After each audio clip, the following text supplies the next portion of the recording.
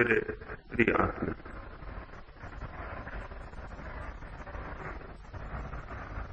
कल की चर्चाओं के आधार पर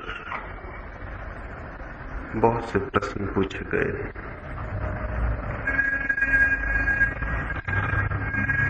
एक मित्र ने पूछा है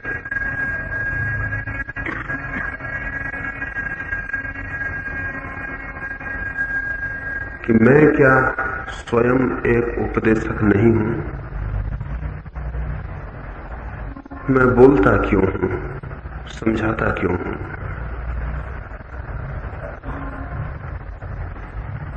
और अगर मैं उपदेश देता हूं तो फिर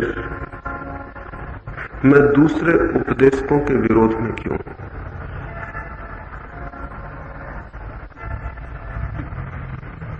इस संबंध में 2-3 बातें समझ लेनी उपयोगी होंगी। पहली बात,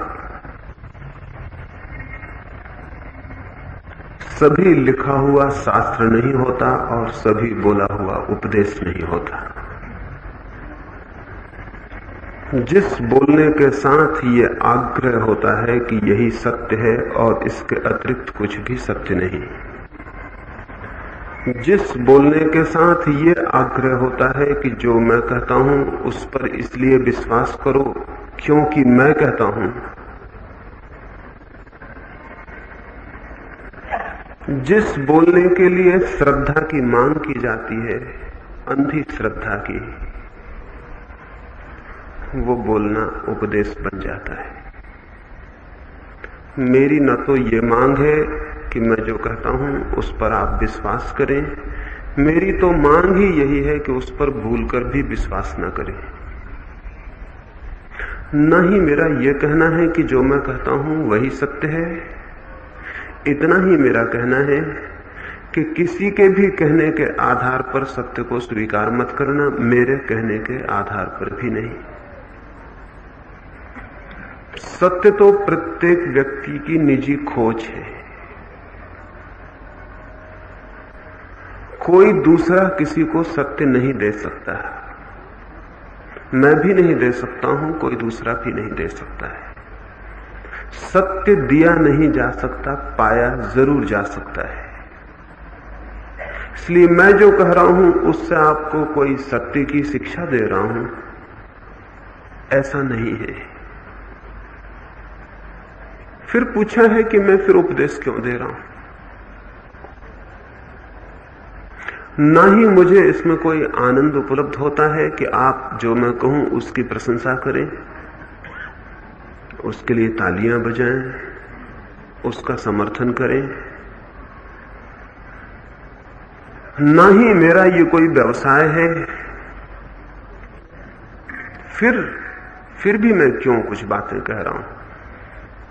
एक आदमी को दिखाई पड़ता हो कि आप जिस रास्ते पर जा रहे हैं वो रास्ता गड्ढों में, कांटों में ले जाने वाला है, और वो आपसे कह दे कि इस रास्ते पर कांटे हैं और गड्ढे हैं, वो आपको कोई उपदेश नहीं दे रहा है।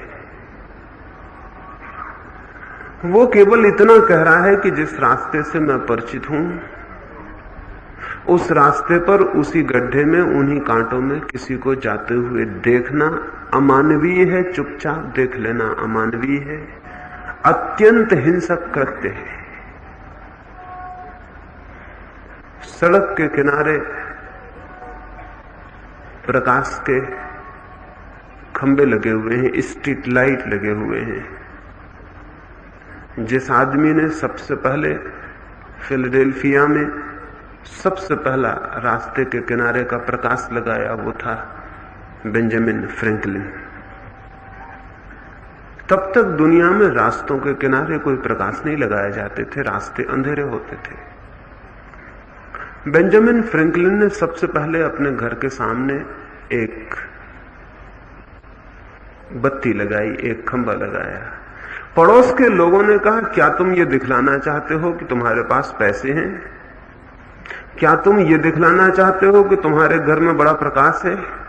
ये प्रकाश किस लिए लगाना चाहते हो? क्या घर की सजावट करना चाहते हो? बेंजामिन फ्रैंकलिन ने कहा कि नहीं, रास्ते पर ऊबड़ खाबड़ पत्थर हैं, रात में यात्री भटक जाते हैं, कोई गिर भी जाता है, रास्ता खोजना मुश्किल हो जाता है। इसलिए मैं एक प्रकाश लगाता हूं कि राह चलने वाले लोगों को मेरे घर के सामने के पत्थर तो कम से कम दिखाई पड़े, कोई उनसे टकरा ना जाए और गिर ना जाए। उसने तो प्रकाश लगा दिया, वो बड़े धार्मिक भाव से रोज संध्या अपना दिया जला देता घर के सामने का, लेकिन पड़ोस के लोग उसके दिए को उठा के ले जाते, कोई उसका दिया बुझा जाता। जिनके लिए वो दिया लगाया गया था वही उसको बुझा देते और उठा के ले जाते। लेकिन धीरे धीरे वो रोज लगाता ही गया उस दिए को। न तो वो प्रकाश के संबंध में कोई घोषणा कर रहा था, न कोई प्रचार कर रहा था, लेकिन उसके ही घर के सामने लोग अंधेरे में टकरा जाएं ये उससे नहीं देखा गया, इसलिए उसने प्रकाश का एक दिया अपने घर के सामने जलाता रहा। धीरे धीरे लोगों को समझ में आनी बात शुरू हो गई। राहगीरों को दूर से ही अंधेरे रास्ते पर वो प्रकाश दिखाई पड़ने लगा और वो प्रकाश राहगीरों को कहने लगा कि आ जाओ, यहां रास्ता सुगम है, यहां प्रकाश है, अंधेरा नहीं है, यहां पत्थर दिखाई पड़ते हैं। और जब राहगीर उस प्रकाश के पास आते तो वो प्रकाश उनसे कहने लगा कि देखकर चलना, सामने पत्थर है, पीछे की गली कहीं भी नहीं जाती है, पीछे जाके मकान में समाप्त हो जाती है, वो कोई रास्ता नहीं है। वो प्रकाश बताने लगा कि मार्ग कहाँ है और मार्ग कहाँ नहीं है। धीरे धीरे गांव उस प्रकाश के प्रति आदर से भर गया और धीरे धीरे दूसरे लोगों ने भी अपने घरों के सामने दिए रखने शुरू कर दिए। और फिर फिलाडेल्फिया की नगर कमेटी ने सोचा कि क्यों ना सभी रास्तों पर प्रकाश कर दिया जाए। फिर उस पूरे नगर में प्रकाश हो गया, फिर सारी दुनिया के हर गांव के रास्तों पर प्रकाश हो गया।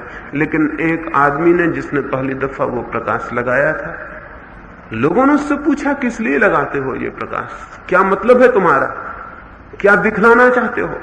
और जिनके लिए लगाया गया था प्रकाश वे ही उसको बुझा बुझा जाते थे। मैं कोई उपदेशक नहीं हूं, लेकिन अगर मुझे दिखता हो कि मेरी आंखों के सामने ही कोई अंधेरे में भटकता है और मुझे दिखता हो कि कोई पत्थर से टकराता है और मुझे दिखता हो कि कोई दुख और पीड़ा के मार्गों को चुनता है, कोई अंधकार के मार्गों को चुनता है, तो नहीं मैं उसे कोई उपदेश दे रहा हूं, लेकिन एक दिया अपने घर के सामने जरूर रखता हूं। हो सकता है उसे कुछ दिखाई पड़ जाए, हो सकता है जिन रास्तों पर वो भटक रहा है वो उसे दिखाई पड़ जाए कि कंटकाकीर्ण है, पत्थरों से भरे हैं, अंधेरे में ले जाने वाले हैं। उसे कोई बात बोध में आ जाए, नहीं कोई खुशी है इस बात की कि कोई भीड़ सुनने आती है या नहीं आती है, कौन सुनता है नहीं सुनता है, ये सवाल नहीं है। सवाल केवल इतना है कि मुझे दिखाई पड़ता हो कि जो रास्ता गलत है, अगर देखते हुए लोगों को उस पर चलने दूं तो मैं हिंसा का भागीदार हूं और पाप का जिम्मेवार हूं। वो मैं नहीं होना चाहता हूं, इसलिए कुछ बातें आपसे कहता हूं, लेकिन वे उपदेश नहीं है। आप मानने को बाध्य नहीं है, स्वीकार करने को बाध्य नहीं है, अनुयायी बनने को बाध्य नहीं है, कोई शिष्यत्व स्वीकार करने को बाध्य नहीं। आप कोशिश भी करें मुझे गुरु बनाने की तो मैं राजी नहीं हूं। आप मेरे पीछे चलना चाहें तो मैं हाथ जोड़कर क्षमा मांग लेता हूं, कोई को मैं पीछे चलने देता नहीं हूं। अगर मेरी किताब को आप शास्त्र बनाना चाहें तो उनमें आग लगवा दूंगा कि वो शास्त्र ना बन पाए। ये जो मैं कह रहा हूं किन्हीं दूसरों शास्त्रों के विरोध में, वो किसी किताब के विरोध में नहीं कह रहा हूं। ये भी पूछा है उन्होंने कि आप शास्त्र के विरोध में कहते हैं और आपकी किताबें छपती हैं और बिकती। किताबों के मैं विरोध में नहीं हूं, शास्त्रों के विरोध में हूं। शास्त्रों किताब में फर्क है। किताब सिर्फ निवेदन है, शास्त्र सत्य की घोषणा है, प्रामाणिक। शास्त्र कहता है मुझे नहीं मानोगे तो नरक जाओगे। शास्त्र कहता है जो मुझे मानता है वही स्वर्ग जाता है। शास्त्र कहता है मुझ पे संदेह मत करना, वो प्रामाणिक है, वो ज्ञान की अंतिम रेखा है, उसके आगे आपको संदेह करने का सवाल नहीं है। किताब ऐसा कुछ भी नहीं कहती। किताब का तो विनम्र निवेदन है कि मुझे ऐसा लगता है, वो मैं पेश कर देता हूं। गीता अगर किताब है तो बहुत सुंदर है और अगर शास्त्र है तो बहुत खतरनाक है। कुरान अगर किताब है तो बहुत स्वागत के योग्य है, लेकिन अगर शास्त्र है तो ऐसे शास्त्रों की पृथ्वी पर अब कोई भी जरूरत नहीं है। अगर महावीर के वचन और बुद्ध के वचन किताबें हैं तो ठीक है, वे हमेशा हमेशा पृथ्वी पर रहें, लोगों को उनसे लाभ होगा। लेकिन अगर वो शास्त्र हैं तो उन्होंने काफी अहित लोगों का कर दिया है और अब उनकी कोई जरूरत नहीं। मेरी बात आप समझे? मैं ये कह रहा हूं कि किताबें तो ठीक हैं, शास्त्र ठीक नहीं है। जब कोई किताब पागलपन से भर जाती है और पागलपन की घोषणा करने लगती, किताब तो क्या करेगी जब उसके अनुयायी करने लगते हैं। जब अनुयायी किसी किताब के संबंध में विक्षिप्त घोषणाएं करने लगते हैं तो वो शास्त्र हो जाती है। जब कोई किताब अथॉरिटी बन जाती है तब वो शास्त्र हो जाती है। मेरी कोई किताब शास्त्र नहीं है, दुनिया की कोई किताब शास्त्र नहीं है। सब किताबें किताबें हैं, सब विनम्र निवेदन है उन लोगों के जिन्होंने कुछ जाना होगा, कुछ सोचा होगा, कुछ पहचाना होगा। उनके विनम्र निवेदन है। आप उन्हें मानने को बाध्य नहीं है, लेकिन आप उन्हें जाने, उनसे परिचित हों, ये ठीक है। लेकिन जो जान लें, पढ़ के और परिचित हो जाएं, उसको ज्ञान समझ लें तो गलती पर है। मैं ये नहीं कहता हूं कि कोई किताबों को न जाने, मैं ये कहता हूं किताबों से जो जाना जाएगा उसे कोई ज्ञान समझने की भूल न कर ले, वो ज्ञान नहीं। किताबों से जो जाना जाता है वो इंफॉर्मेशन है, सूचना है, नॉलेज नहीं, ज्ञान नहीं। मेरी किताबों से भी जो जानिएगा वो भी सूचना है, वो भी ज्ञान नहीं। तो अगर मैं ये कहूं कि दूसरों की किताबें तो गलत हैं और मेरी किताबें ठीक, तो फिर मैं भी एक लंबी पागलों की कतार में एक पागल हूं। मेरी किताबें और दूसरे की किताबों का सवाल नहीं है। किताब से पाया गया ज्ञान नहीं होता है। तो अगर आपने मेरी किताबें इसलिए खरीद ली हो कि उनसे ज्ञान मिल सकता है, कृपया उनको वापस कर दें। उनसे ज्ञान बिल्कुल नहीं मिल सकता, किसी किताब से कभी नहीं मिल सकता। सूचनाएं मिल सकती हैं। सूचनाएं अगर आप उन्हें ज्ञान समझ लें तो खतरनाक हो जाएंगी, और सूचनाएं अगर आपके भीतर प्यास को जगा दें तो बड़ी सार्थक हो जाएंगी। तीर्थंकर और पैगंबर और महापुरुष, अगर आप उन्हें गुरु बना लेते हैं तो नुकसान हो जाता है। अगर वे सब आपके भीतर सोई हुई प्यास को जगाने वाले स्रोत हो जाएं तो बहुत अद्भुत बात है। अगर उनको देख के आपको आत्मग्लानि पैदा हो जाए, लेकिन हम बड़े होशियार लोग, अगर महावीर यहां आपके बीच आ जाएं, या बुद्ध या जीसस क्राइस्ट, तो होना यह चाहिए कि उनको देखकर आपके भीतर आत्मग्लानि पैदा हो जाए, ये ख्याल आ जाए कि मैं भी एक आदमी हूं और ये भी एक आदमी है। ये किस आनंद को, किस आलोक को उपलब्ध हो गया और मैं किस अंधेरे में भटक रहा हूं। नहीं, लेकिन आपको आत्मग्लानि बिल्कुल ना आएगी। आपको गुरु पूजा पैदा होगी कि अद्भुत अवतार आ गया, चलो इसकी पूजा करें। आत्मग्लानि तो पैदा नहीं होगी, दूसरे की पूजा शुरू करेंगे आप। ये तो ख्याल पैदा नहीं होगा कि मैं कैसा मनुष्य हूं कि मैं भटक रहा हूं अंधेरे में और एक दूसरा मनुष्य प्रकाश को उपलब्ध हो गया। आपको ये ख्याल होगा कि मैं तो मनुष्य हूं, ये आदमी मनुष्य से ऊपर है, महामानव है, सुपरमैन है, तीर्थंकर है, अवतार है। ये मनुष्य नहीं है, ये दूर का है, ये भगवान का पुत्र है, ये भगवान का भेजा हुआ संदेशवाहक है, इसके पैर पड़ो, इसकी पूजा करो। आत्मग्लानि से बचने का उपाय है पूजा। जो लोग किसी की पूजा करते हैं वो बहुत बेईमान है और सेल्फ डिसेप्शन में पड़े हुए, वो अपने को धोखा दे रहे हैं। वो होशियार हैं, बहुत कनिंग हैं, बहुत चालाक हैं। वो ये कोशिश कर रहे हैं, आत्मग्लानि से बचने की तरकीब है पूजा। दूसरे की पूजा करने लगो, खुद की ग्लानि मिट जाती है, भूल ही जाते हैं कि हम भी कहीं है। दूसरे की महानता की चर्चा शुरू हो जाती है और खुद की क्षुद्रता भूल जाती है। होना उल्टा चाहिए था कि खुद की क्षुद्रता दिखाई पड़नी चाहिए थी। खुद की क्षुद्रता दिखाई पड़ती तो एक दूसरी दिशा में आपकी गति होती, और दूसरे की महानता दिखाई पड़ेगी सिर्फ, और पूजा होगी तो आपकी दिशा दूसरी होगी। धर्म पूजा बन गया, साधना नहीं बन सका। इसीलिए साधना पैदा होती है आत्मचिंतन और आत्मविचार से। और तथाकथित उपासना के धर्म पैदा होते हैं पूजा और वर्शिप से।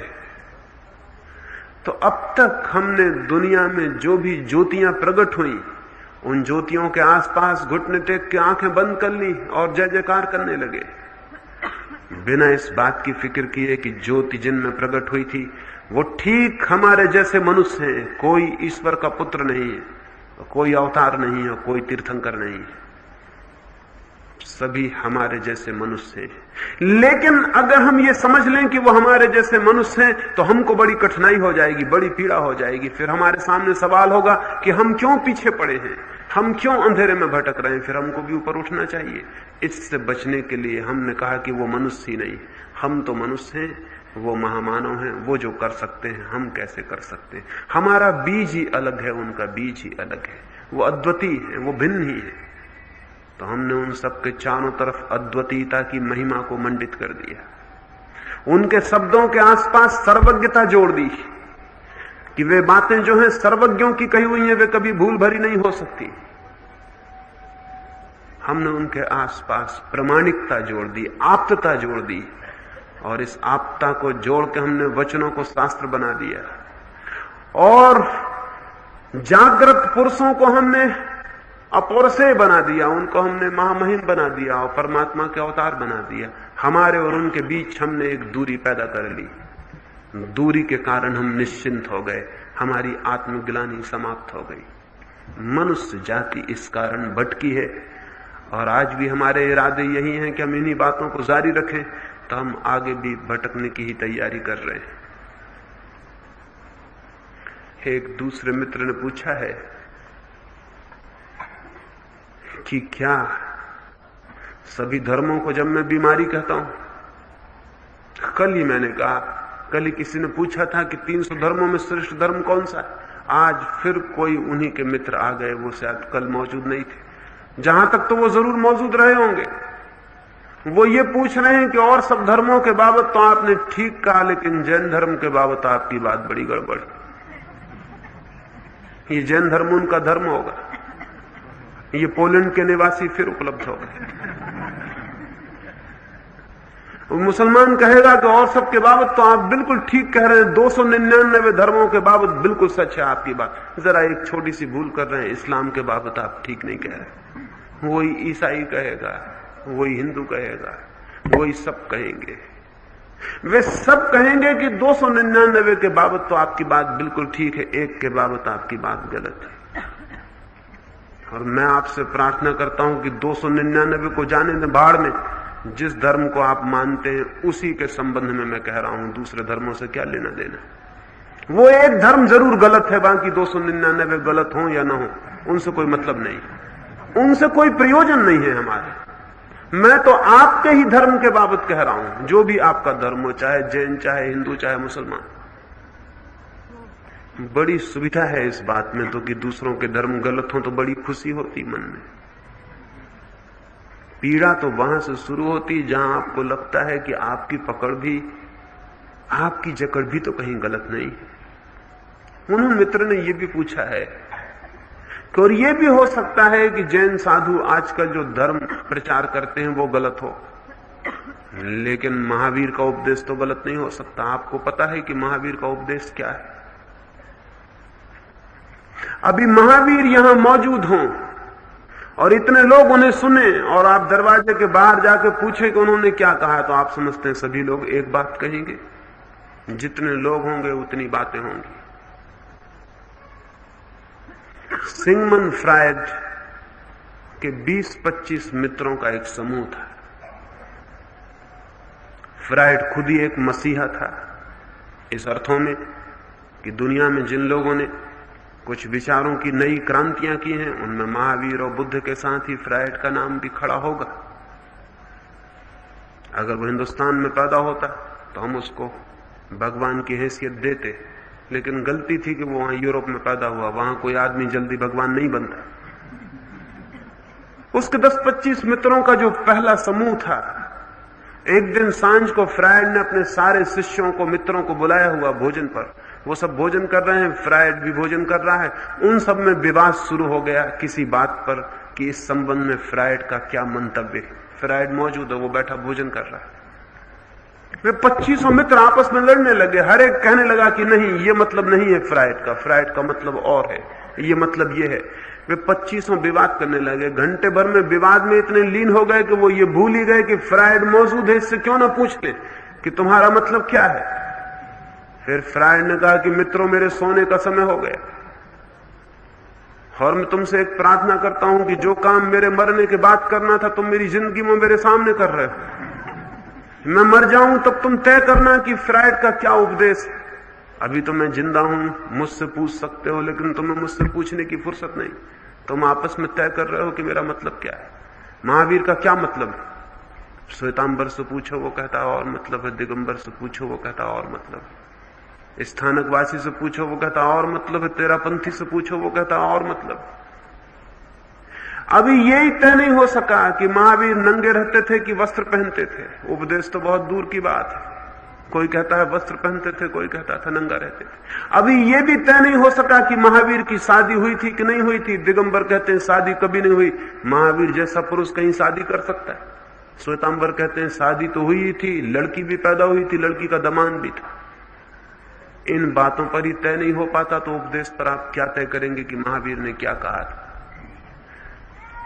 जैनों में एक तीर्थंकर हुए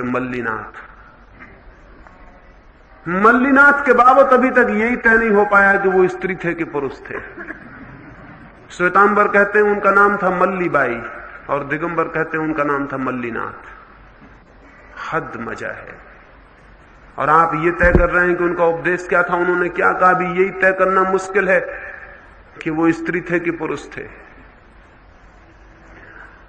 आदमी थोपता है दूसरे के ऊपर तो उसका क्या मतलब है। गीता की 1000 टीकाएं लिखी गई हैं।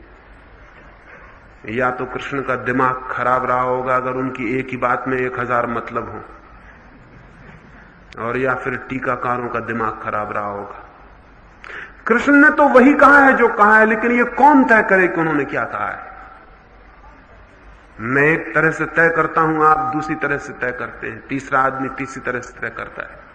एक ही बात के 1000 अर्थ हो सकते हैं। लेकिन इस विवाद में क्यों पड़ना कि महावीर ने क्या कहा है। महावीर ने जिस चेतना में प्रवेश करके जाना था वो चेतना आपके पास मौजूद है। प्रवेश करिए और जानिए। महावीर को तय करने की क्या जरूरत है, अदालत बिठाने की क्या जरूरत है कि उन्होंने क्या कहा, टीकाएं लिखने की क्या जरूरत है। आप भी वही हो सकते हैं जो महावीर थे, तो फिर वही होके जान लीजिए। फिर क्या जरूरत है कि आप तय करें 2500 साल पहले कोई आदमी हुआ कि नहीं हुआ, क्या कहा उसने कि नहीं कहा, इससे प्रयोजन क्या है। मैं एक गांव में बोलने गया था। बोलने के बाद एक पंडित खड़े हो गए और उन्होंने मुझसे पूछा कि मैं 3 वर्षों से एक रिसर्च कर रहा हूं, एक शोध कार्य कर रहा हूं। मैं ये पता लगाना चाहता हूं कि बुद्ध और महावीर दोनों एक ही समय में हुए, उसमें उम्र किसकी ज्यादा थी, बुद्ध की उम्र ज्यादा थी कि महावीर की उम्र ज्यादा थी। मैंने कहा उनकी उम्र तय करने में तुम अपनी उम्र क्यों खराब कर रहे हो, और 3 साल तुम्हारे खराब हो गए, उसमें से किसी की भी ज्यादा हो, इससे क्या फर्क पड़ता है। ये दुनिया में कौन सा अहम मसला है। लेकिन ये आदमी अगर तय कर लेगा तो ये पीएचडी हो जाएगा, इसको एक रिसर्च की डिग्री मिल जाएगी, ये डॉक्टर कहलाएगा, और लोग संभ्रम से देखेंगे कि आदमी डॉक्टर, ये आदमी पागल। यह आदमी ये तय कर रहा है कि बुद्ध महावीर से बड़े थे कि महावीर बुद्ध से बड़े थे। ये सब खोजबीन करके 25 तय करके ये निर्णय करेगा, और इस बीच अपनी उम्र खराब करेगा। मेरी दृष्टि में सत्य को किसने कैसा जाना और किसने क्या कहा, यह निर्णय करने की न तो कोई जरूरत है, न कोई उपयोगिता है, न कोई अर्थ है, जबकि हम स्वयं सत्य को जानने के हकदार और मालिक हो सकते हैं। जबकि मैं सीधा ही सत्य का साक्षात्कार कर सकता हूं, जबकि मैं खुद ही वहां हो सकता हूं जहां महावीर और बुद्ध थे, तो मैं इसकी क्या फिक्र करूं कि कौन वहां था और उसने क्या कहा है। ये तो तब करने की जरूरत थी जब मैं वहां न पहुंच सकूं, तो ये बात निर्णय करने की जरूरत थी कि हम ये निर्णय करें कि उन्होंने क्या कहा है। लेकिन मेरी समझ में प्रत्येक व्यक्ति अधिकारी है, जन्म से अधिकारी है उस सब को पा लेने का जो कभी भी किसी व्यक्ति ने पाया हो। इसलिए कोई आवश्यकता नहीं है कि आप पीछे लौट के फिक्र करने जाएं। भीतर जाके जानने की जरूरत है, पीछे लौट के नहीं। 2500 साल पीछे नहीं लौटना है, 25 कदम अपने भीतर उतर जाएं तो सब जान लेंगे जो 2500 साल पीछे उतर के आप नहीं जान सकते। और अगर निर्णय भी कर लिया, उससे क्या हल होना है? उन मित्र ने यह भी पूछा है किसी और ने कि धर्म ग्रंथों में कि क्या सब फिजूल बातें लिखी? ये मैंने कब कहा? ये मैंने कब कहा कि धर्म ग्रंथों में सब फिजूल बातें लिखी? लेकिन धर्म ग्रंथों को जो अंधे की भांति पकड़ लेता है, उसका पकड़ा हुआ सब फिजूल होता है। वो उसके अंधेपन के कारण फिजूल होता है। सवाल ये नहीं है कि धर्म ग्रंथों में क्या लिखा है और क्या नहीं लिखा है। सवाल यह है कि आप अंधे होकर पकड़ते हैं या आंख खुली होकर जीवन को खोजते हैं। अगर आप अंधे होकर पकड़ते हैं तो आप जो भी पकड़ लेंगे वो फिजूल होगा, वो दो कौड़ी का होगा।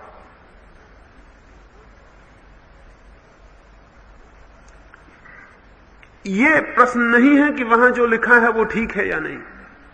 ठीक का निर्णय कौन करेगा? अंधे आदमी बैठ के निर्णय करेंगे कि प्रकाश के संबंध में जो लिखा है वो ठीक है या नहीं, तो खूब निर्णय हो जाएगा उनसे। फिर सिर फुटबल हो जाएगी, लकड़ियां चल जाएंगी, हत्याएं हो जाएंगी। अंधे क्या निर्णय करेंगे कि प्रकाश के संबंध में कही गई कौन सी बात सच है? कोई निर्णय उससे होने का नहीं है। कौन तय करेगा कि क्या ठीक है? आप ही तो तय करेंगे ना। अगर आप गीता पढ़ के भी निर्णय करेंगे कि यह बात ठीक है, तो यह निर्णय कृष्ण का नहीं है, यह आपका निर्णय है। और आपकी स्थिति क्या है? अगर आप जानते होते तो गीता से पूछने नहीं जाते। आप नहीं जानते हैं तो गीता से पूछने गए। और गीता में पढ़ के आप जो निर्णय करेंगे वो निर्णय आपका ही है कि गीता का क्या अर्थ है। बुद्ध एक रात भिक्षुओं की एक सभा में बोलते थे। कोई 10,000 भिक्षु थे। वो बुद्ध की बातें सुने। एक चोर भी उस रात सभा में सुनने आ गया था। चोर भी धर्म सभाओं में बहुत जाते हैं, क्योंकि उनको बड़ा भय लगा रहता है कि कहीं कोई गड़बड़ चल रही है, ये कुछ गड़बड़ ना हो जाए। तो वो काफी धर्म सभाओं में जाते हैं, धर्म ग्रंथ भी खरीदते हैं और रखते हैं पास में, क्योंकि पीछे कभी उनसे भी कुछ रास्ता मिल सकता है। एक चोर भी पहुंच गया था, एक वेश्या भी पहुंच गई थी उस सभा में। बुद्ध तो रोज बोलते थे, रोज उनका नियम था। बोलने के बाद वो भिक्षुओं को कहते थे, अब जाओ, रात्रि का अंतिम कार्य करो। ये मतलब ये था कि भिक्षु रोज रात्रि को अंतिम ध्यान के लिए जाते थे और फिर ध्यान करके सो जाते थे।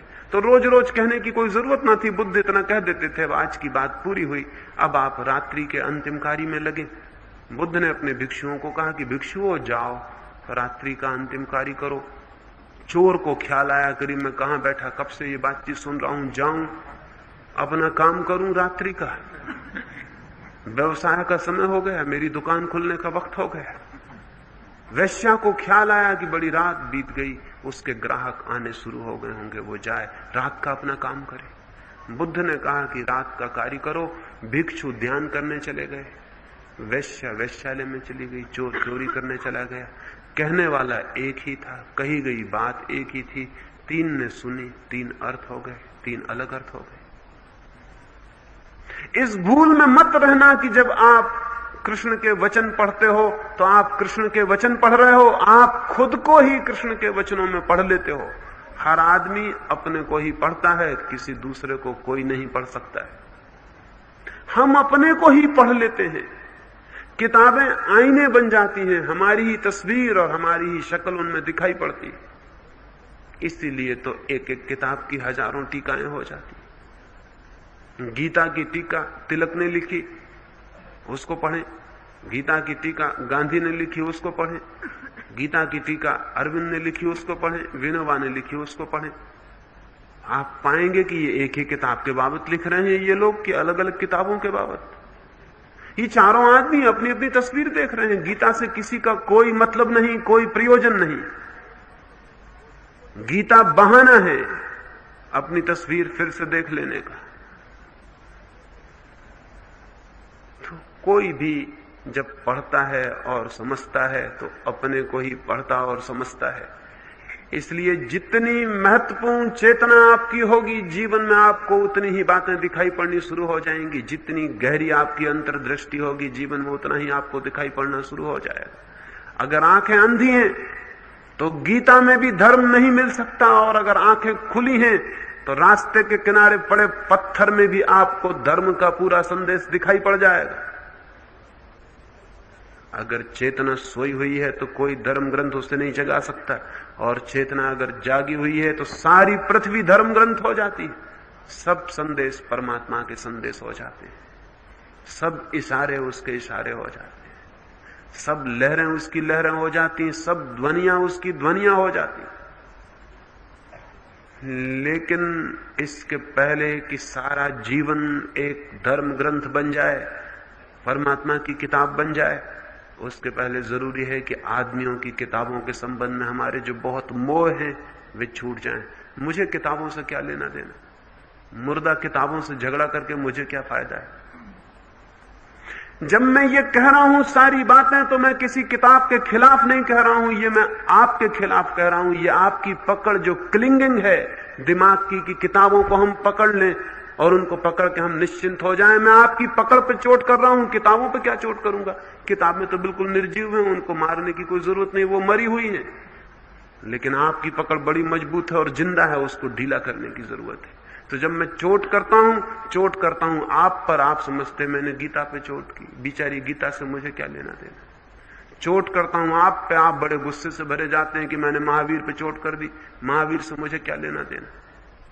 चोट करता हूं आप पर कि आपकी ये जो पकड़ है, जब आप पूछते हैं कि धर्म ग्रंथों में क्या कोई भी ठीक बात नहीं लिखी हुई, आप क्यों पूछ रहे हैं ये? आप इसलिए पूछ रहे हैं कि अगर मैं कह दूं हां लिखी हुई है तो आप जोर से फिर से छाती से लगा लें उस धर्म ग्रंथ को कि बिल्कुल जब जिसमें अच्छी बात लिखी उसको कैसे छोड़ें। और अगर मैं कहूं कि नहीं उसमें नहीं लिखी हुई है तो आप कहेंगे ऐसा हो ही कैसे सकता है कि किसी धर्म ग्रंथ में बात न लिखी हो, यह आदमी गड़बड़ कहता है, अपने धर्म ग्रंथ को संभालो और घर जाओ। दोनों हालतों में आप उसको बचा लेना चाहते हैं। एक बार ऐसा हुआ, जीसस क्राइस्ट एक गांव के बाहर ठहरे हुए थे। पुराने ओल्ड टेस्टामेंट में, पुरानी बाइबल में यह लिखा हुआ है कि अगर कोई व्यभिचार करे तो उसे पत्थरों से मार के मार डालना चाहिए। एक स्त्री ने व्यभिचार किया था। गांव के लोग उस स्त्री को पकड़ के क्राइस्ट के पास ले आए नदी के किनारे। उन्होंने कहा कि आज अच्छा मौका मिला है, आज क्राइस्ट से पूछेंगे कि इस स्त्री के साथ क्या करें, इसने व्यभिचार किया है। अगर क्राइस्ट कहेगा कि क्षमा कर दो इसे, क्योंकि क्राइस्ट कहते थे कि सबको क्षमा कर दो, जो तुम्हारे एक गाल पे चांटा मारे उसके सामने दूसरा गाल कर दो, और जो तुम्हारा कोट छीनने लगे उसको कमीज भी दे दो, हो सकता है उसको कमीज की भी जरूरत हो। और जो आदमी तुमसे कहे कि 1 मील मेरा बोझ ले चलो, तुम 2 मील तक पहुंचा देना। जो आदमी ये कहता था वो ये तो मान नहीं सकता कि पत्थर मार मार के एक औरत को मार डाला जाए। तो क्राइस्ट जरूर कहेगा कि माफ कर दो इसको।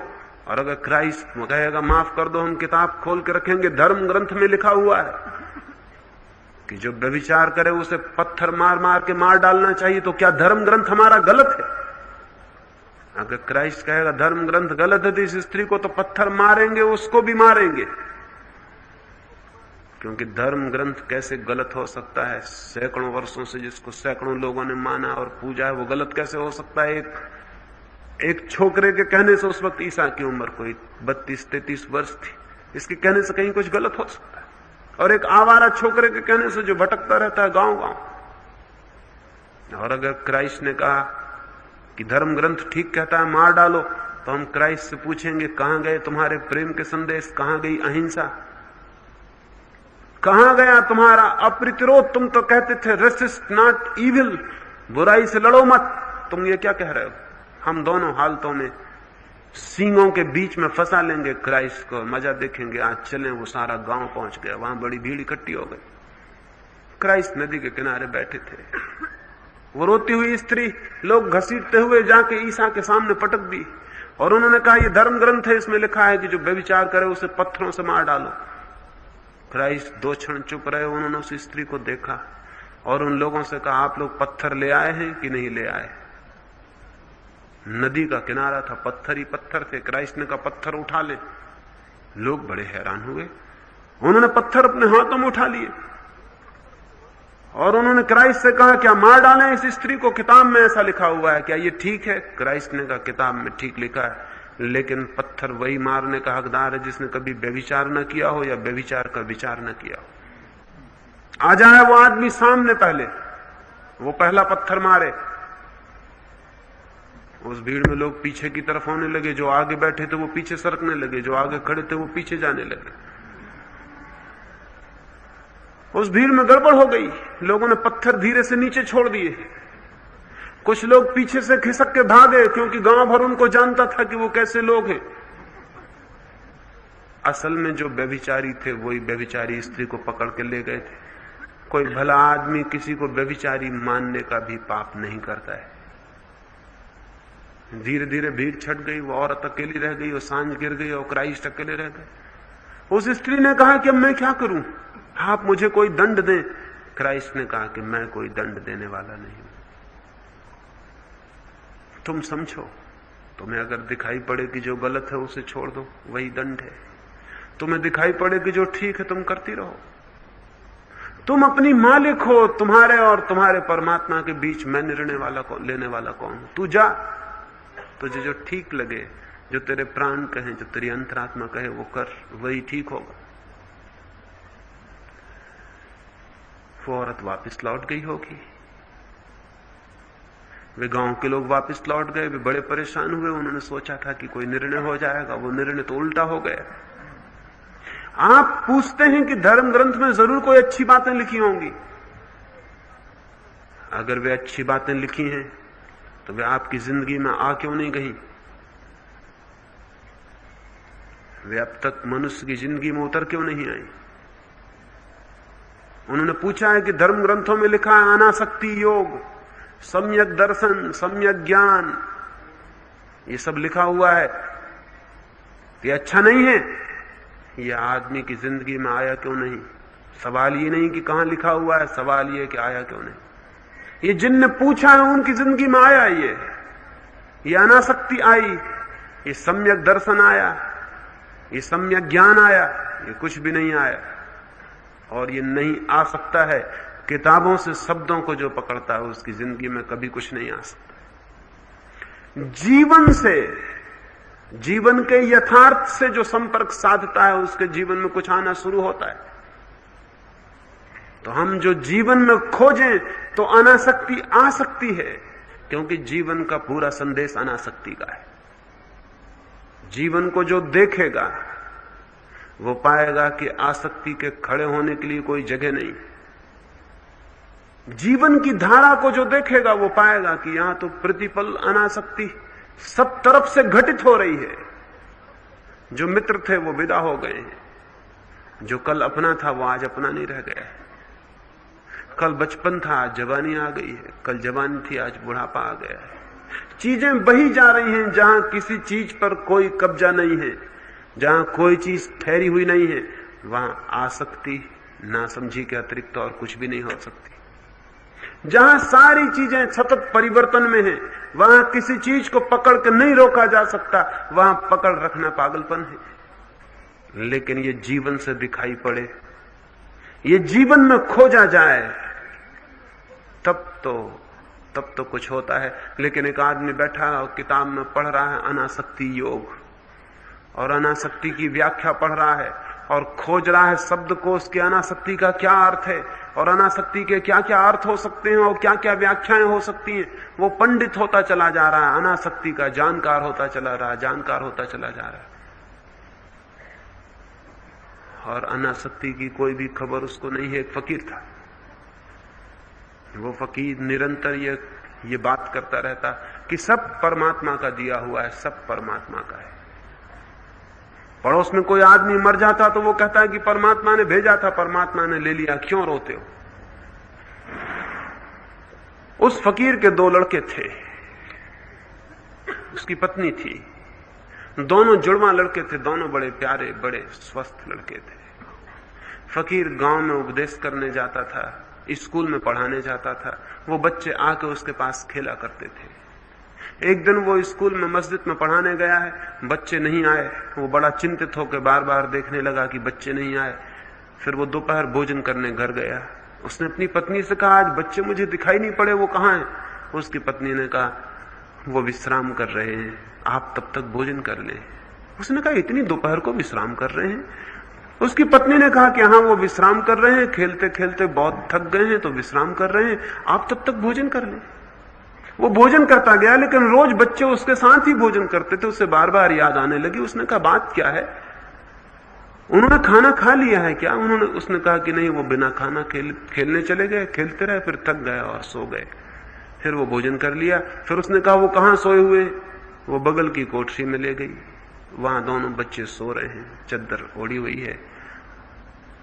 फकीर ने जाके चादर उघाड़ी, वो दोनों बच्चे तो मर गए, वो जिंदा नहीं।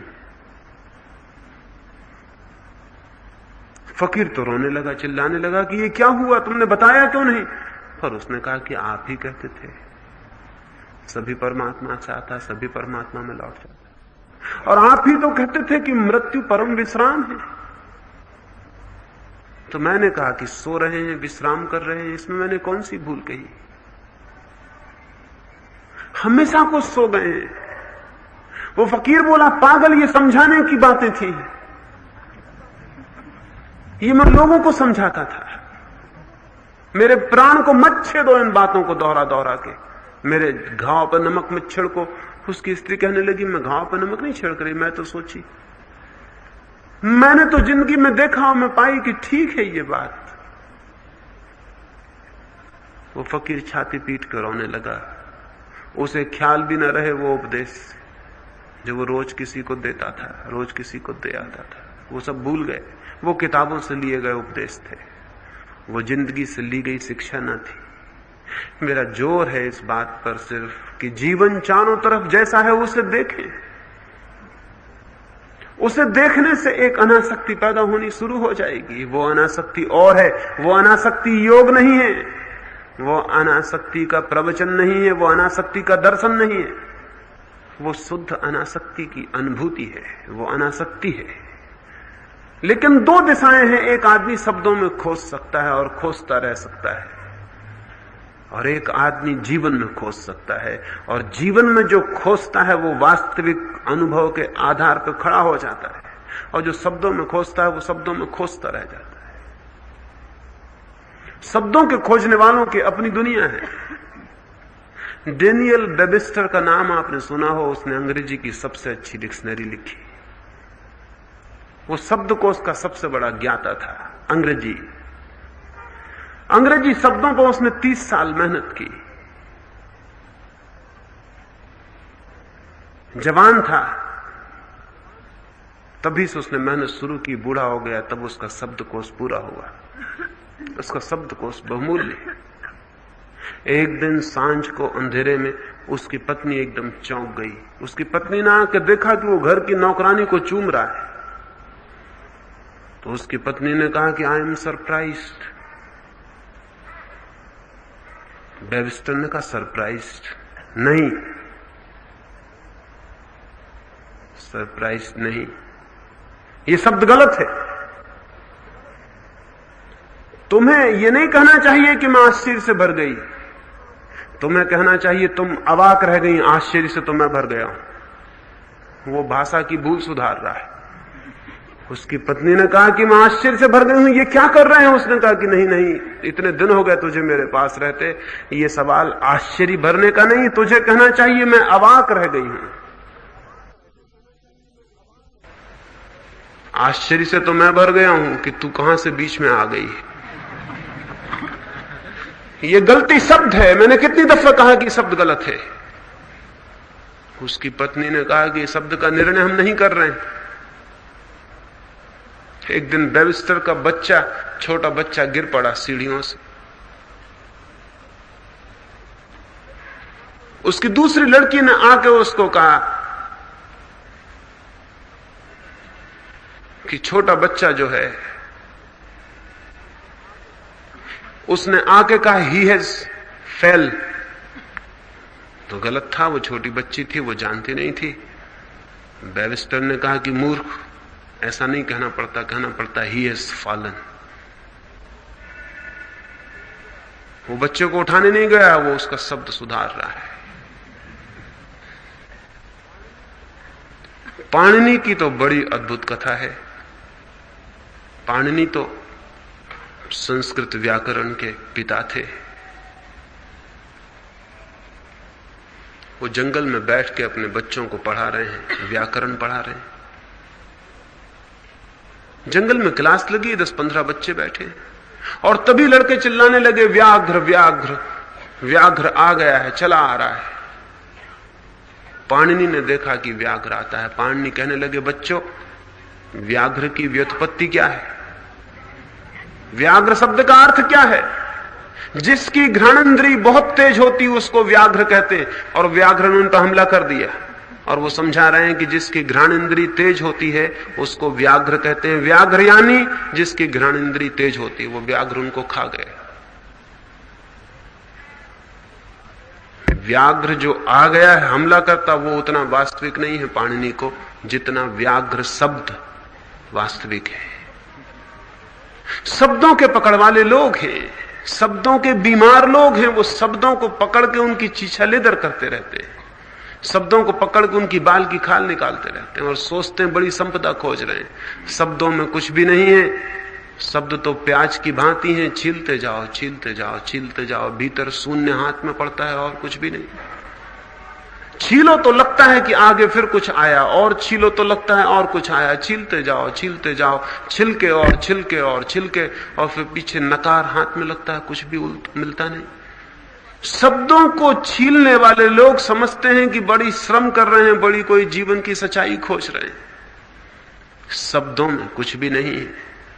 जीवन वहां है जहां निशब्द होकर कोई खोजता है, और शास्त्र वहां है जहां शब्दों के जोड़ है। जीवन वहां है जहां निशब्द अनुभव है, जहां साइलेंट एक्सपीरियंस है, जहां मौन है, जहां सब तरफ से मन चुप और मौन होकर जीवन का साक्षात करता है।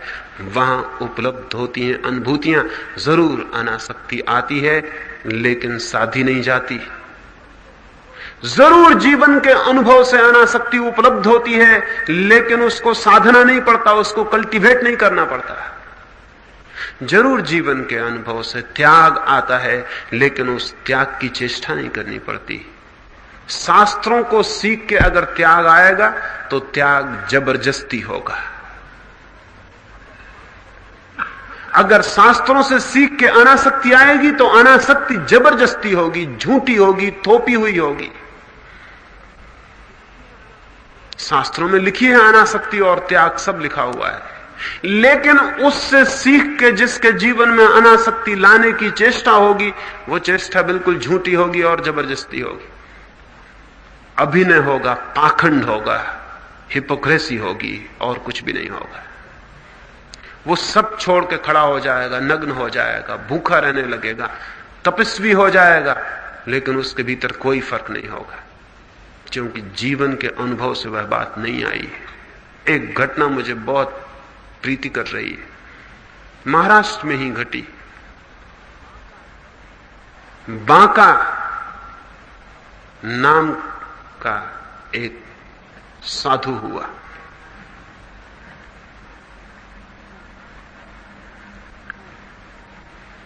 वो साधु पुरुष था। वो था, उसकी पत्नी थी, दोनों वृद्ध थे। जंगल से लकड़ियां काट लाते, बेच देते, जो मिल जाता उससे भोजन कर लेते, सांझ जो बचता उसे बांट देते। यही क्रम था, ना किसी से भीख मांगते, ना किसी पर निर्भर थे। रात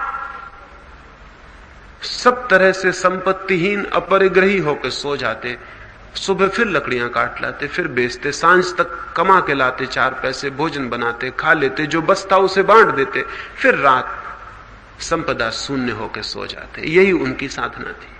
लेकिन एक दिन बेमौसम ही पानी गिरता रहा। जब मौसम में पानी गिरता था तब तो वो बहुत लकड़ियां काट के इकट्ठी कर लेते थे, बेच बेच के काम चला लेते थे। लेकिन अचानक पानी आ गया और 4-5 दिन तक पानी की धार लगी रही तो वो लकड़ियां काटने नहीं जा सके, तो 5 दिन उन्हें भूखा ही रहना पड़ा। किसी को पता भी नहीं था, वो अपने झोपड़े में बैठे रहे भूखे। फिर बरसात बंद हुई, सूरज निकला तो वो छठवें दिन लकड़ी काटने जंगल की तरफ गए। 5 दिन के भूखे कमजोर बूढ़े वो और उसकी पत्नी दोनों गए। फिर लकड़ियां काट के मौलियां बना के राका आगे आगे, उसका पति का नाम राका और उसकी पत्नी का नाम बांका, वो पीछे पीछे लकड़ियां वो दोनों लेके चले। राका आगे आगे है, पत्नी थक गई है, वो पीछे थोड़ी दूर चल रही है। रास्ते के किनारे, जंगल के रास्ते पर पगडंडी पर किसी राही की मालूम होता है कोई थैली गिर गई है और थैली से कुछ असरफियां बाहर पड़ गई हैं, कुछ थैली के भीतर है। राका को ख्याल हुआ, मैं तो जीत लिया हूं स्वर्ण को, मैं तो संपत्ति का त्यागी हूं, मेरा त्याग तो पूर्ण हो चुका है। लेकिन मेरी पत्नी का क्या भरोसा? पुरुषों को स्त्रियों का कभी भरोसा रहा ही नहीं, और पति को तो पत्नी का भरोसा कभी होता ही नहीं। क्या भरोसा? उसका मन न डोल जाए, इतनी स्वर्ण असरफियां देख के उसके मन में यह ना हो जाए कि उठा लें, क्या हर्ज है। नहीं भी उठाया और मन डोल गया तो पाप तो हो ही जाएगा, बंधन तो हो ही जाएगा, नरक में सड़ेगी पीछे। जल्दी से उसको थैली को सरका दिया, गड्ढे में मिट्टी ढांक दी। ढांक के उठने को ही था कि उसकी पत्नी भी आ गई। उसकी पत्नी ने पूछा, क्या करते हैं आप, क्या कर रहे हैं, क्या ढांक रहे हैं? अब बड़ी मुश्किल हो गई। उसका नियम था कि झूठ नहीं बोलेगा, नियम वालों के साथ बड़ी मुश्किल हो जाती।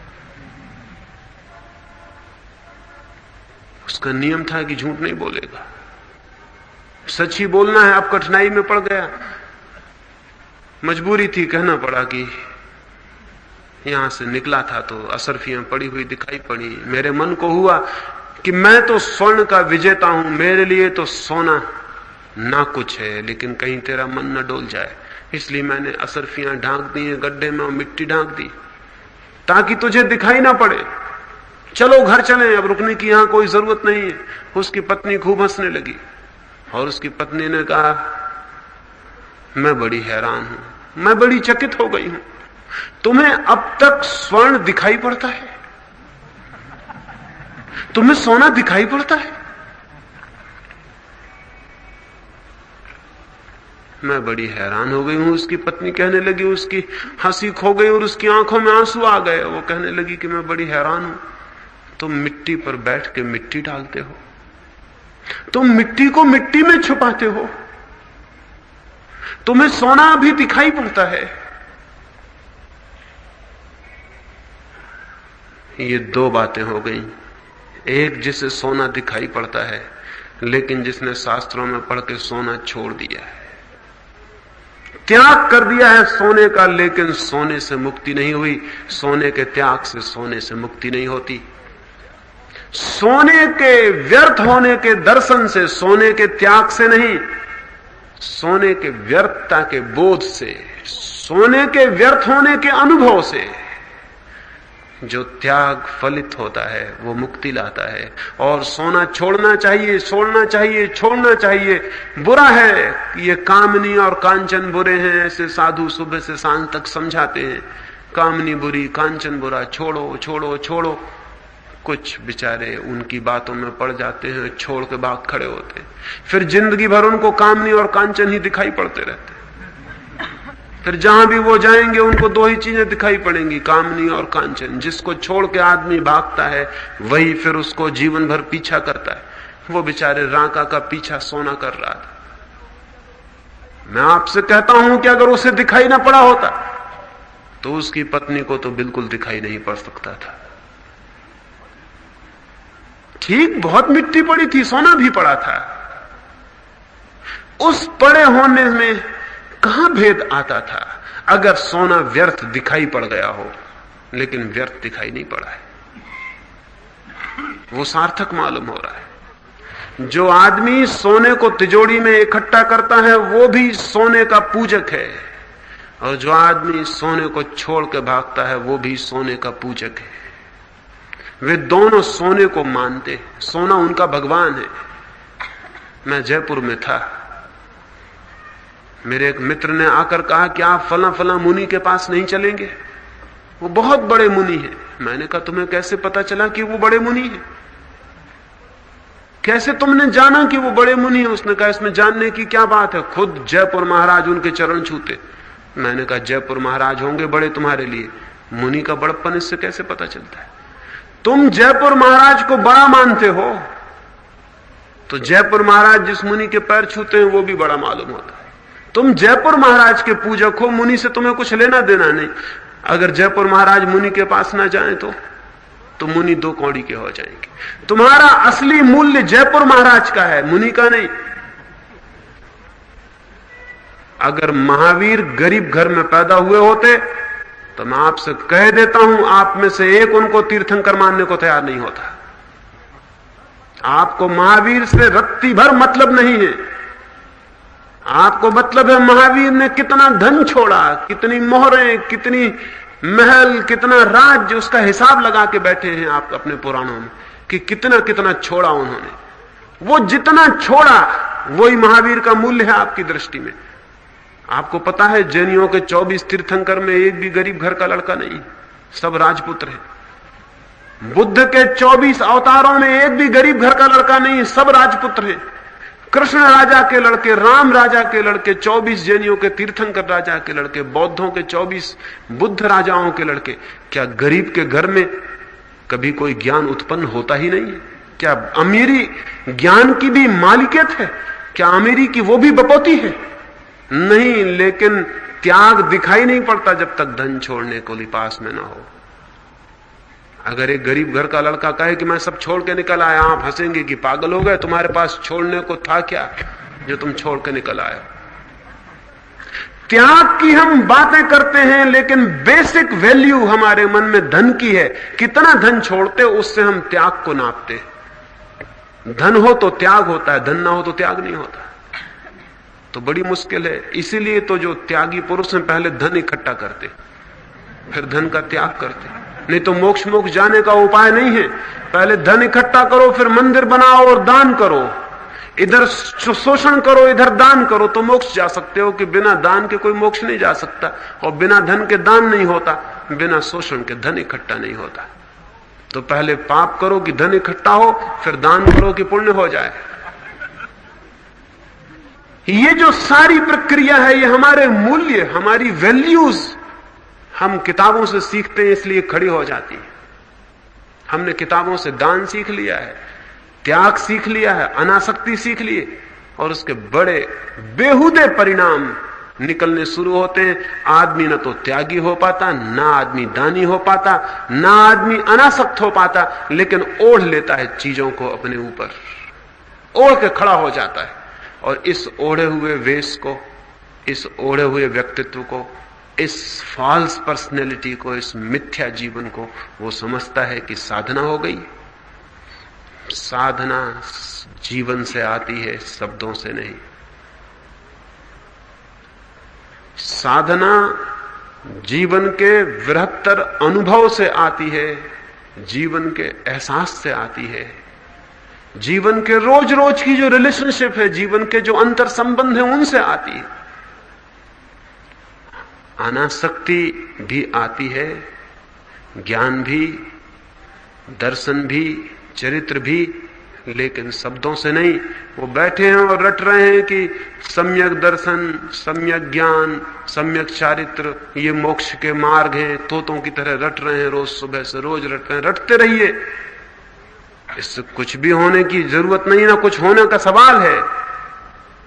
होगा होगा वो इन शब्दों के दोहराने से नहीं, प्रत्यक्ष जीवन के साक्षात से, वहां से कुछ दिखाई पड़ेगा तो जरूर हो सकता है।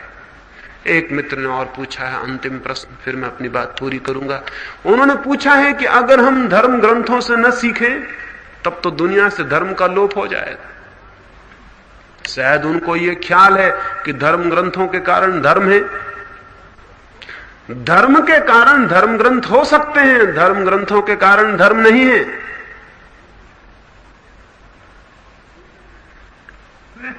न्यूटन ने ग्रेविटेशन का सिद्धांत निकाला और एक किताब लिखी जिसमें ग्रेविटेशन का सिद्धांत लिखा कि जमीन में गुरुत्वाकर्षण।